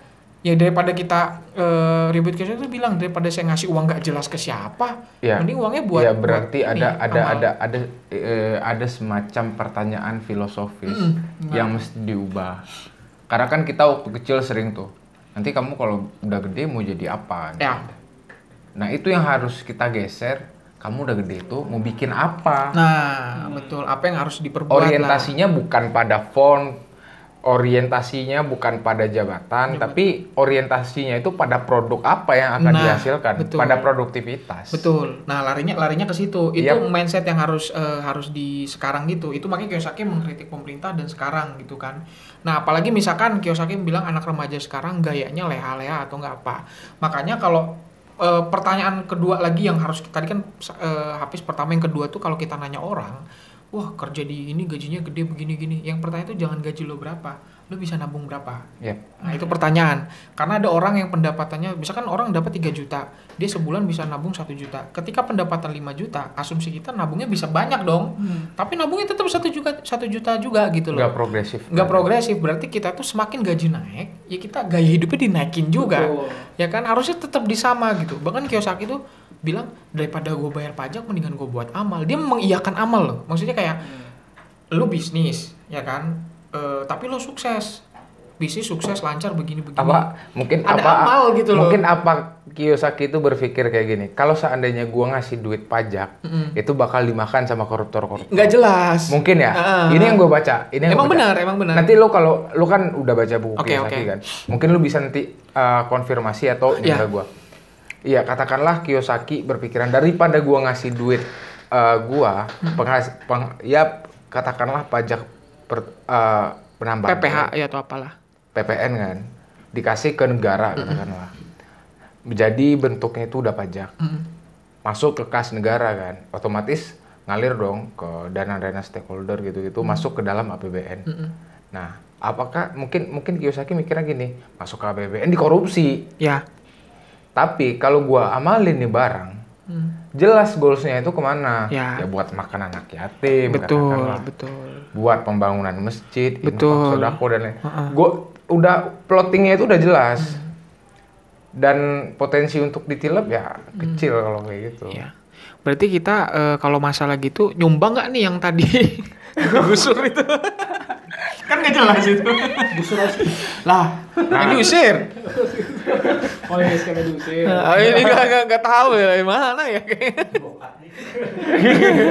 Ya kan makanya Kiyosaki itu mengiyakan berapa persen tuh untuk amal gitu loh, karena kan biar gimana pun itu bisa memperlancar. Bill Gates aja kan yang begitu kan dia punya kayak institusi untuk kanker kan, kanker dunia atau dan Bill Gates juga masuk dalam salah satu institusi penting dalam mitigasi kok. Nah betul COVID-19. kan. Gates Foundation juga bersama Gavi Alliance. Dia orang kaya aja buat begitu kan. Iya. Buat kaya ya begitu. Ya berarti gitu. memang ya Bill Gates udah mencoba untuk khairun nas anfa'uhum linnas. Ya, terlepas dia dari Islam apa bukan kan kita nggak tahu juga tuh. Pokoknya yang jelas amal, harus ada amal di situnya kan. Ya kan namanya juga kalau generasi milenial, kembali lagi milenial lagi misalkan. Namanya juga usaha. Pengusaha kan apa aja yang bisa diusahakan kan gitu kan. Ya kan, jadi yang penting adalah kecerdasan IQ. Sampai betul, kecerdasan IQ itu penting, IQ keuangan. Tapi ada kecerdasan lain yang dibandingkan kecerdasan IQ yang di buku itu, yaitu kecerdasan psikologis. Itu benar, psikologis itu kayak tenang. Jadi gini, kalau pukul blep tenang gitu ya. Ini kayak masalah belum selesai nih kayaknya nih. Aduh. Jadi maksudnya kalau kita udah main uang kita berpikir kita udah main uang nih, kita mau naruh saham, mau beli rumah apa enggak, terus mau kita kontrakin apa enggak. Tapi sebelum kita berpikir main itu, misalkan kita beli rumah nih, ini kita beli sekarang apa nanti lagi gitu, apa sekarang beli. Tapi di antara keputusan itu, informasi itu adalah ada yang namanya ketenangan gitu loh. Karena ketenangan itu akan menjawab itu semua gitu loh. Jadi kita harus tenang, jangan mentang-mentang kayak misalkan kalau kita main saham lagi naik nih, itu kan kita mikir kita ambil uangnya apa kita diemin dulu tunggu naik terus. Iya, kalau kayak gitu kan. Kalau kita ngelihat kalau kita ngelihat secara chart doang. Chartnya doang. Tapi kalau kita punya data secara Nah, komprehensif, informasi tadi ya gitu. kita nggak bakal terpengaruh dengan psikologis. Betul, naik terus, betul. gitu. Kalau informasi, oh di titik ini gua harus tarik, titik ini gua harus lanjut. Nah, untuk memproses Gitu. satu data tersebut, otomatis kan kita perlu tenang. Ya, Masuk surga aja tenang, Pak. iya. Ya Tuhan nafsul mutmainnah irji'i ila rabbiki radiyatan Mantap. mardiyah. Ini dari Kiyosaki, agama, komunis, sosialis, ya kan? Nasakom. Nasakom, nasib 1 koma. Ya kan? Silakan Bang Adri. Ya itulah, jadi memang harus kan ini kan ada ini kan aktivis ya. Aktivis ini kan sudah semua mindsetnya sudah dirubah oleh senior ya, padahal tidak seperti itu kan. Betul. Bahwa kita itu harus berebut kekuasaan, harus artinya mendapatkan posisi-posisi yang strategis, apa namanya, leading sector. Leading sector. Nah, leading sector. Sebenarnya kalau kita lihat leading sector itu jangan semuanya fokusnya adalah ke pemerintahan, tapi adalah satu sektor yang jarang diambil orang, yaitu adalah investor, orang yang yang berinvestasi itu sebagai seorang yang ya pengusaha lah, entrepreneur lah di situ kan. Nah itu yang kurang di situ. Jadi semuanya adalah ingin memperkaya negara atau memperkaya perusahaan mereka orang. Gitu. Jadi kita bangun, kalau kata Bob Sadino gimana? Yang mana tuh? Bangun pagi, Dikerjain ya? iya. Kamu kerja apa dikerjain? Nah, bangun pagi, pakai dasi, seragam, pakai ya. seragam, pakai sepatu, macet-macetan. Tau-taunya yang kaya orang lain. Kamu kerja apa dikerjain? Nah itu kan konsep itu ternyata konsep dikerjain ini adalah dipakai oleh seluruh kita semua. Bahkan kampus hanya menghargai alumni-alumni yang kerja di Ya, betul nggak? instansi lah, instansi. ya, makanya yang di-upload videonya, yang di Ya, karena ada kepentingan akreditasi di situ. betul. Adalah yang bekerja di pemerintahan atau di perusahaan asing. Sedangkan yang membuat perusahaan nggak tahu deh. Apalagi sekarang orang banyak pengen jadi CEO, Banyak. pengen jadi founder. Hilang. Tujuannya buat jadi staff sus. Kacau.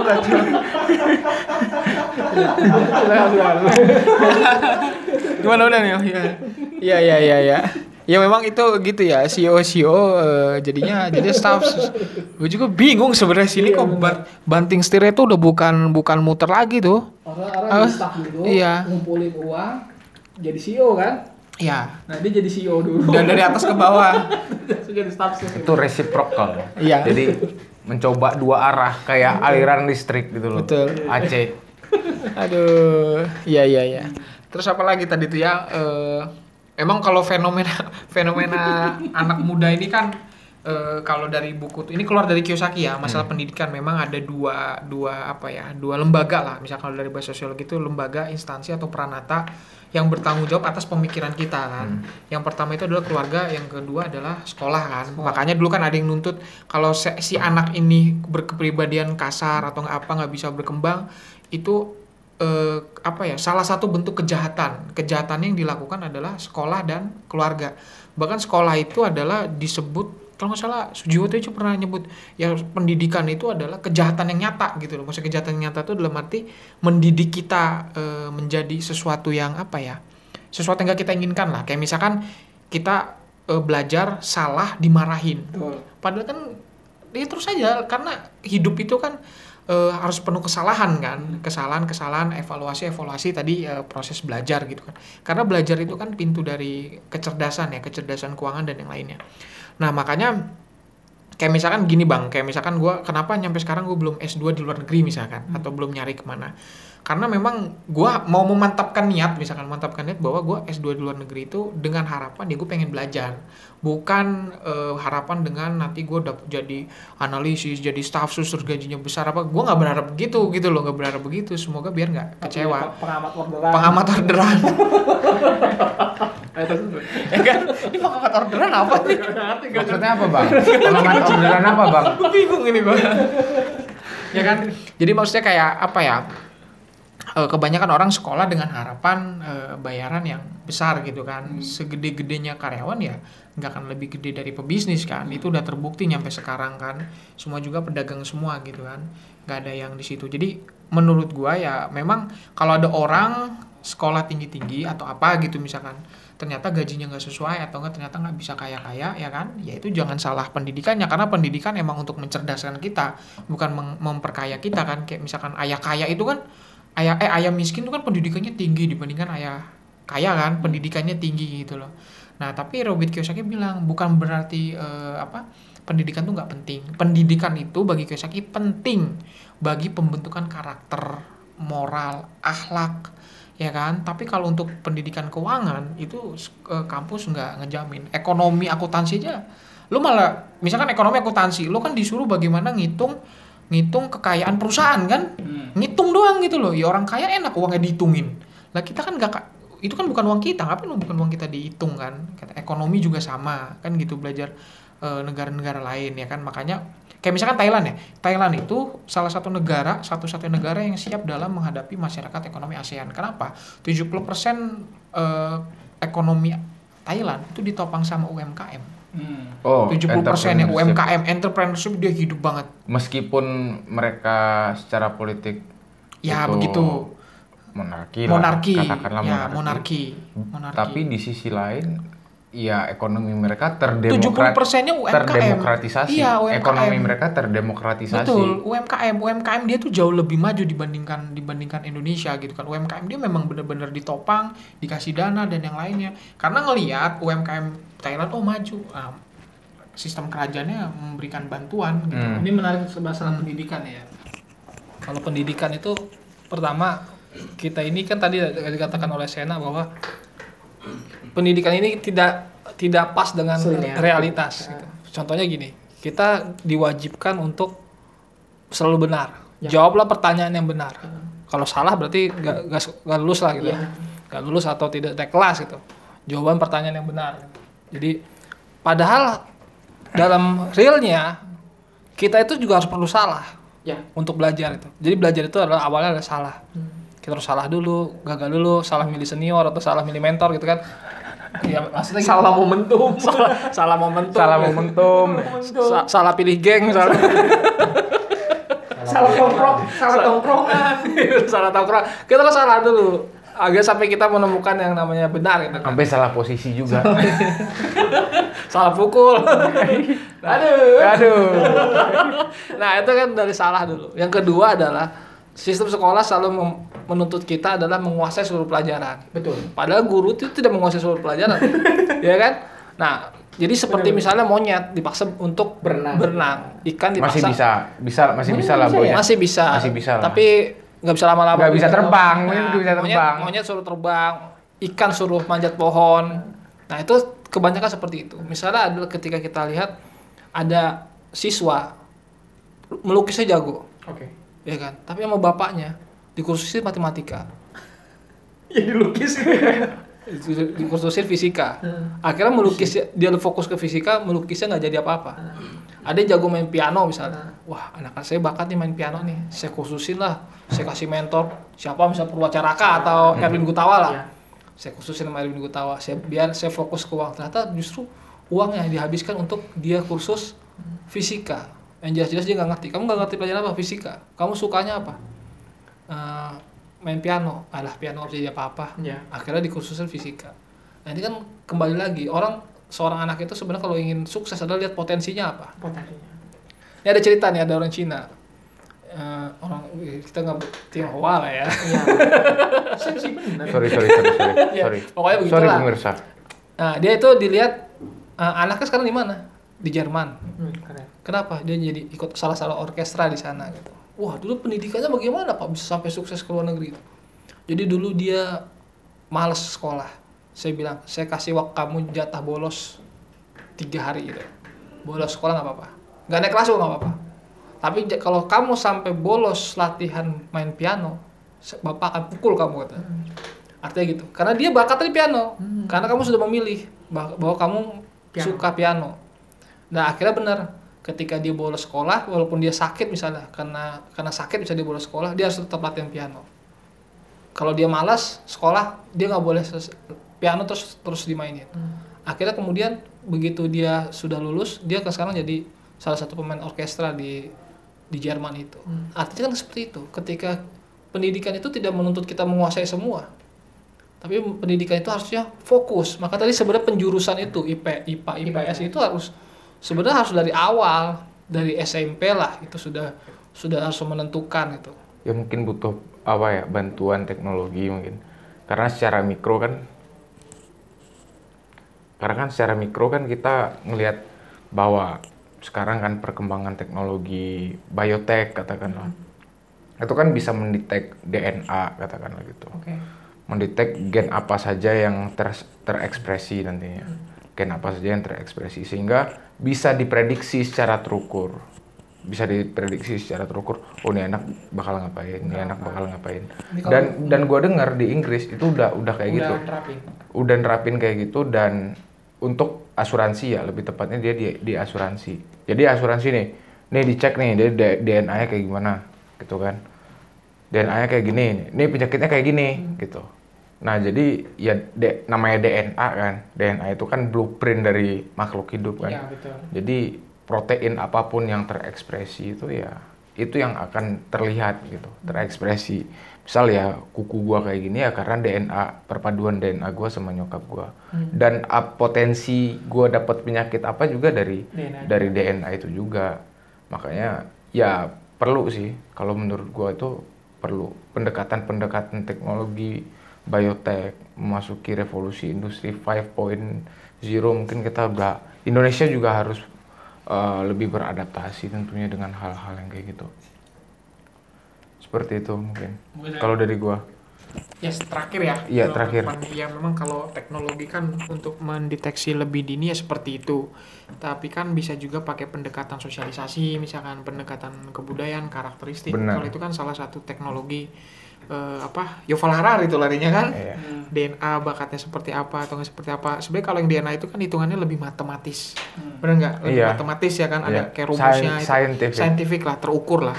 Kalau tadi kan pakai sosial ya kan gitu ya. Jadi intinya adalah kalau untuk bertahan di era sekarang ya era milenial yang dinamis kesempatan lebih besar, cari uang lebih mudah dibandingkan dulu. Kalau dulu kan harus kerja, sekarang salurannya banyak pekerjaan-pekerjaan, jenis pekerjaan yang baru-baru muncul gitu kan. Kalau di saat begini kita masih tetap sulit mencari pekerjaan, tetap sulit untuk berkembang atau apapun, berarti yang salah bukan keadaan tapi kita lah bahasanya kan. Kita nggak bisa manfaatkan itu. Kedua, kesimpulan dari Bang Adrian misalkan tadi itu kayak misalkan ya utamaikan belajar lah ya kan, karena semua orang tuh belajar Kiyosaki, Jack Ma itu kan dia belajar dulu, belajar, jangan terlalu memikirkan bayaran atau apalah, nanti kan hasilnya kan ada kan gitu. Nah jadi kecerdasan keuangan itu adalah sesuatu yang penting baik untuk orang miskin, orang kaya atau enggak orang yang diantara miskin dan kaya lah, kelas menengah kan gitu kan. Karena salah satu ini adalah ilmu yang bakal kita gunakan dari awal hidup sampai kita meninggal gitu kan. Jadi kayak ilmu agama lah yang bener dituntut terus. Gitu sih kalau dari gua. Bang Adri, Bang. Mungkin kesimpulannya, Bang. Kalau gue yang terakhir ya. Jadi kita itu jangan terlalu bekerja sesuai dengan passion gitu kan. Kalau menurut gue nggak harus begitu juga. Nanti kita misal passionnya main catur misalnya atau tidur misalnya.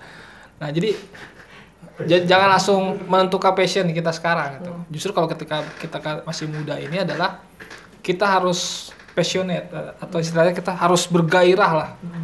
Bergairah di seluruh pekerjaan kita.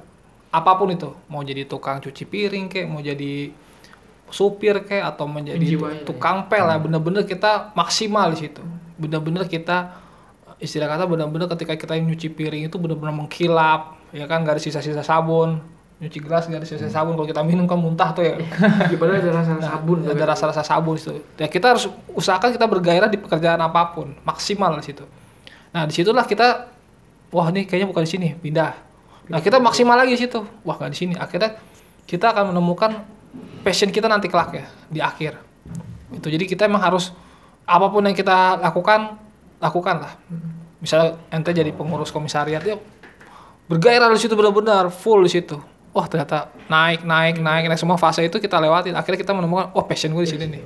Kadang-kadang harus begitu. Jadi kita nggak langsung menentukan, passion gue di sini. Nggak bisa. Passion itu nggak bisa ditemukan di awal-awal. Harus dicari. Dan kita harus dengan caranya kita benar-benar bergairah di setiap apapun pekerjaan yang kita dapat di situ. Nanti bahas selanjutnya passion bisa tuh. Nah itu yang dikatakan oleh Anthony Robbins. Dia itu dulu pernah naik pesawat pribadinya, helikopter pribadinya, itu muter-muter di salah satu gedung, puter-puter di sini. Terus dikatakan oleh yang bawa helikopter, kenapa muter-muter di sini? Dulu saya jadi tukang pel di gedung ini, katanya. Dan sekarang saya punya gedung itu, dan menunjukkan itu. Dulu saya jadi tukang pel di gedung ini, dan sekarang sudah punya gedung yang besarnya sesama dengan gedung tempat saya ngepel ini. Nah ini kan menunjukkan apa? Dia benar-benar saya menunjukkan lu ngepel saya serius. Dan dia akhirnya sampai gembel-gembel di dekat kantornya itu, semua dimotivasi sama dia, jadi motivator lah. Dan sekarang kan dia menjadi motivator nomor 1 di dunia kan. Dia memotivasi gembel-gembel, potensi kamu ini, sebaiknya kamu gak gembel lagi, gini coba lah kamu tekunin di sini. Akhirnya gembel-gembel itu banyak yang berubah hidupnya. Dan disitu oh ternyata bakat saya itu motivator. sebagai motivator. Akhirnya dia banyak menjadi motivator di perusahaan-perusahaan besar di Amerika itu kan, sampai akhirnya dia menjadi motivator nomor 1 di dunia. Nah itu disebut dengan sleeping giant itu. Jadi tugas kita adalah bukan membangunkan raksasa dalam diri kita. Oke. Ini sebenarnya gue itu sebenarnya nggak jelek loh, kata orang gue jelek, tapi sebenarnya ada loh hal yang gue punya, ini orang lain nggak punya nih. Itu harus dicari. Ketika kita udah menemukan, oh ini loh yang gue punya orang lain nggak punya. Ternyata ini selama ini nggak muncul nih, karena kita terlalu banyak dengerin kata orang atau salah mentor tadi itu kan. Ketika itu muncul, salah nongkrong lah. Nah itu kita fokus di situ. Disitulah kita akan sukses dengan cara situ. Jadi di bukunya Anthony Robbins itu mengatakan itu, temukan saja yang raksasa itu, yang selama ini tertidur di diri kita. Jadi mengenali diri kita lah seperti itu. Kalau kita sudah bisa mengenali diri kita akan jaya gitu. Kalau kemarin saya bilang ke podcast sebelum, man arafa nafsahu faqad arafa rabbah. Barang siapa mengenal dirinya akan mengenal Tuhannya. Barang siapa mengenal jati dirinya maka dia akan berjaya. Kan seperti itu. Nah, kita harus kenali dulu nih. Nanti bakatnya di mana? Kayak misalnya Aca Pluto. Bakatnya ngedit, Memprovokasi mengedit situasi. agitasi gitu. Setting fitnah dan konflik. Jangan coba-coba jadi intelektual. Enggak masuk. Apalagi menjadi motivator. Ditokohkan di jurusan sebagai intelektual nggak masuk. Nggak masuk. Kalau dia ikut MMA mungkin cocok. Cocok. Goblor loh, Kontes bacot membacot lah. Cocok. Kita harus menemukan passion kita di situ. Benar. Membangunkan raksasa tidur. Raksasa tidur. Itu menurut saya seperti itu. Jadi tidak usah memaksa ikan untuk Terbang. Ada atau sih, manjat. Tapi Ikan terbang ada. jadilah ikan yang profesional dalam berenang. Jadilah monyet yang profesional dalam memanjat. Seperti itu. Atau burung elang yang profesional. Jangan burung elang itu masuk berenang di bawah. Ngapain? Tapi ngambil ikan masih ada lah. Iya, masih bisa. Nggak kayak ayam gitu masuk kandang, kayak bebek masuk kandang gitu. Bebek. Itu silakan. Ditutup lah. So, rekan-rekan, teman-teman dimanapun teman-teman berada, Robert Kiyosaki adalah berdasarkan diskusi kita tadi. Robert Kiyosaki adalah salah satu orang yang bisa memetakan dan mendeskripsikan fenomena-fenomena tentang keuangan dan kesuksesan tentunya. Kita semua, teman-teman semua, pasti weswayahe sudah ditetapkan sama Tuhan. Tinggal bagaimana cara teman-teman menghargai, mensyukuri, dan bagaimana cara teman-teman membangunkan raksasa tidur di dalam batin teman-teman sendiri. Jumpa lagi di sesi berikutnya. Stay on Cuci Otak. Cuci otak.